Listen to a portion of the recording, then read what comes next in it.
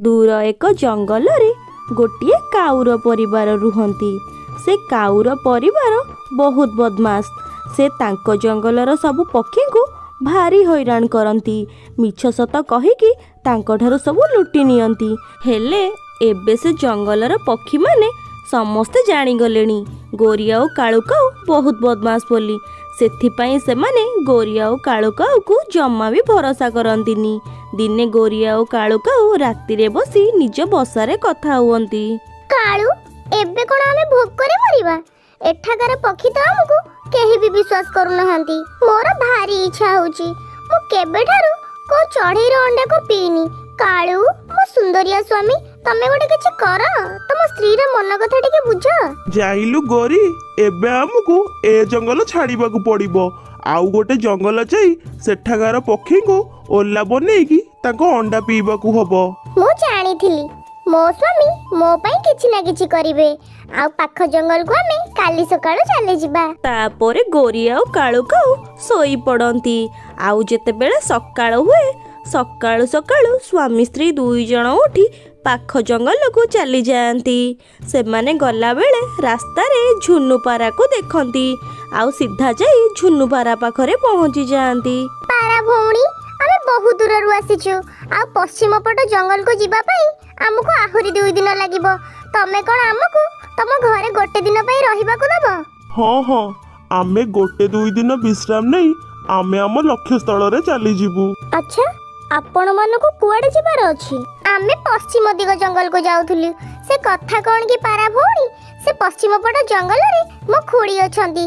तांको देह बहुत खराब थिबारु से हमको खबर पठेइथिले। आमे तांको देखिबा को जिबु। ठीक अछि ताहाले जदि तमे गोटे 2 दिन मो घरे रहिबा को चाहुछ ताहाले तमे रहि पारो। झुन्नुपारार कथा सुनी गोरी आउ कालू काऊ भारी खुशी हो जाती। काहींकि ना सेमाने जहा चाहुतिले सेया हो जाए। तापरे झुन्नुपारा सेमानकु नै निज घर को चली जाए। अच्छा पारा भौणी ये कोन तम भौणी? हाँ हाँ मु तांको भौणी। सतरे तमे तो बहुत सुंदर।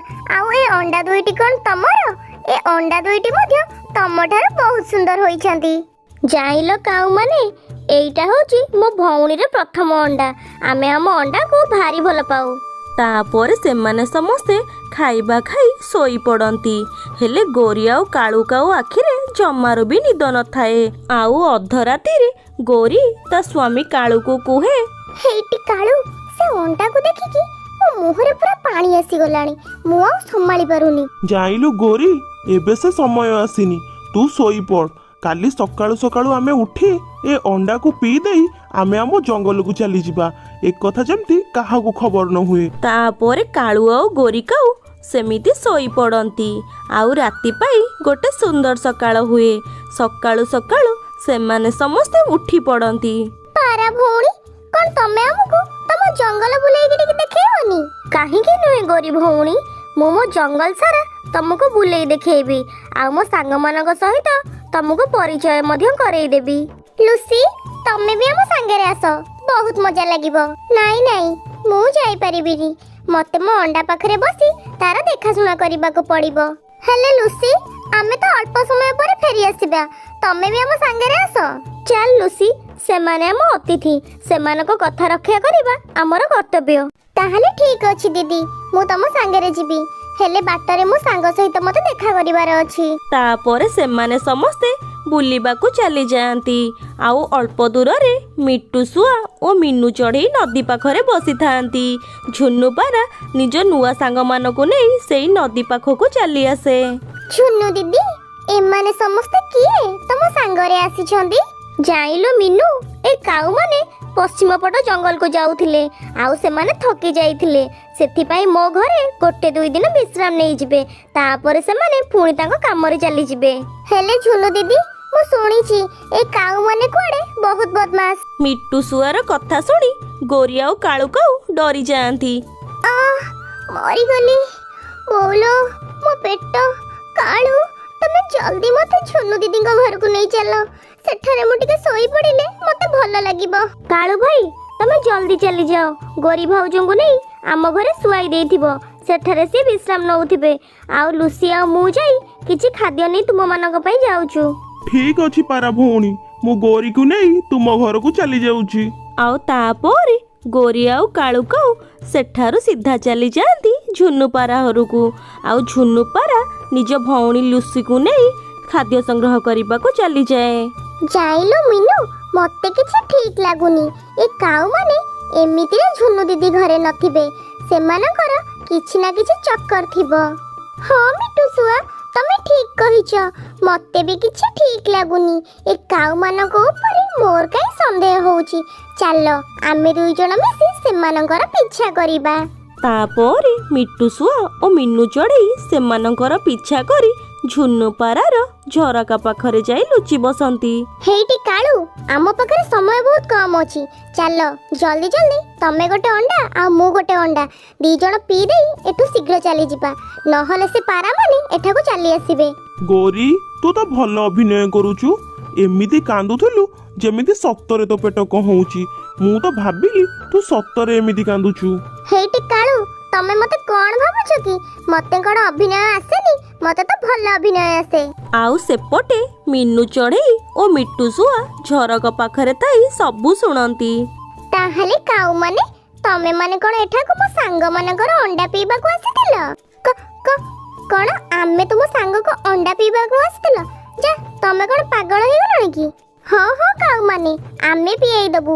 ଆମ ସାଙ୍ଗର ଅଣ୍ଡା ଆଣି ଆମେ ତମକୁ ପିଆଇ ଦେବୁ ଏଇନା, ରୁହ। ତାପରେ ମିନୁ ଚଢ଼େଇ ଓ ମିଟୁଶୁଆ ଦୁହେଁ ମିଶି ସେ କାଉ ଦୁଇ ଜଣକୁ ବହେ ଛେଚନ୍ତି।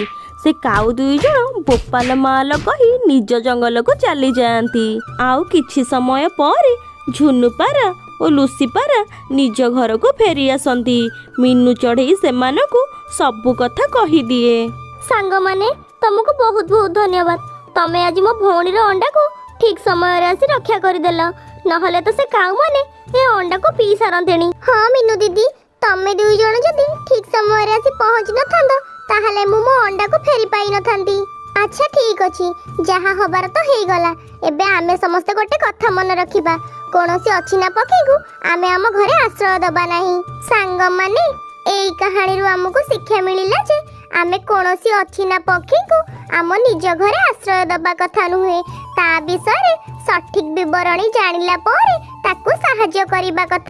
ସାଙ୍ଗମାନେ, ଏମିତି ନୂଆ ନୂଆ ଭିଡ଼ିଓ ଦେଖିବା ପାଇଁ ଆମ ଚ୍ୟାନେଲ ନିକି କାର୍ଟୁନ୍ ଟିଭିକୁ ସବସ୍କ୍ରାଇବ୍ କରିଦିଅନ୍ତୁ। ଆଉ ଭିଡ଼ିଓକୁ ଗୋଟିଏ ଲାଇକ୍ କରିଦିଅନ୍ତୁ। Thank you. ଦୂର ଏକ ଜଙ୍ଗଲରେ ଗୋଟିଏ ଗରିବ ଚଢ଼େଇ ରହୁଥାଏ। ଏଇ ଅଳ୍ପ ଦିନ ପୂର୍ବରୁ ସେ ଚଢ଼େଇର ସ୍ୱାମୀ ମରିଯାଇଥାଏ। ସେଥିପାଇଁ ସେ ଚଢ଼େଇ କାଉର ଘରେ କାମ କରି ଯାହା ବି ଖାଇବା ଆଣେ ସେଇଥିରେ ମା ପିଲା ଚଳିଯାଆନ୍ତି। ଦିନେ ମିନୁ ଚଢ଼େଇ ସେ କାଉର ଘରେ କାମ କରୁଥାଏ। ହଠାତ୍ ଗୋରି କାଉ ଆସି କୁହେ, ଆଲୋ ଏ ମିନୁ, ଯଦି ତୋର ଘର ଝାଡୁ ସରିଲାଣି, ଯାଉନୁ ରୋଷେଇ ଘରେ କେତେ ବାସନ ପଡ଼ିଛି ତାକୁ ଟିକେ ମାଜିଦବୁ। ଏଠି ଠିଆ ହେଇକି ମୋ ମୁହଁକୁ କଣ ଦେଖୁଛୁ? କାମ ଚୋରଣୀଟା କି? ମା, କାଲି ମୋ ଝିଅର ସ୍କୁଲରେ ଫିସ୍ ଦବାର ଅଛି। ଯଦି ଆପଣ ଏ ମାସର ଦରମାକୁ ମତେ ଆଡଭାନ୍ସରେ ଦେଇ ଦିଅନ୍ତେ, ତାହେଲେ।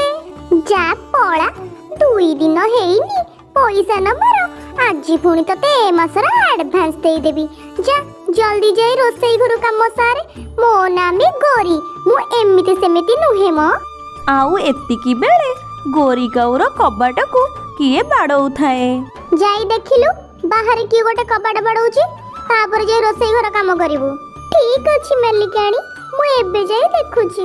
ତାପରେ ମିନୁ ଚଢ଼େଇ ଯାଇ କବାଟ ଖୋଲି ଦେଖେ ତ ଗୋଟେ ପକ୍ଷୀ ଠିଆ ହୋଇଛି।